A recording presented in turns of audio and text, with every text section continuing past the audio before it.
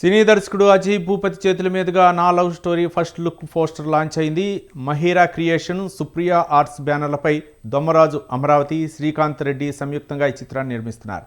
నా love story చిత్రానికి వినయ్ గోను దర్శకత్వం వహిస్తున్నారు. చిత్ర దర్శకుడు వినయ్ గోను తాను ఆర్జీ గారి దగ్గర అసిస్టెంట్గా వర్క్ చేశామని దర్శకుడు అజయ్ భూపతి తెలిపారు. వాలంటీర్స్ డే నాడు ఈ పోస్టర్ లాంచ్ చేయడం తనకు చాలా హ్యాపీగా ఉందని ఆయన చెప్పారు. ఈ పోస్టర్ చాలా యూనిక్గా ఉందన్నారు. స్టూడెంట్స్ హాస్టల్ బ్యాక్ డ్రాప్లో జరిగే ఒక కొత్త తరహా ఎమోషనల్ లవ్ స్టోరీగా ఈ చిత్రాన్ని రూపొందిస్తున్నారని చెప్పారు.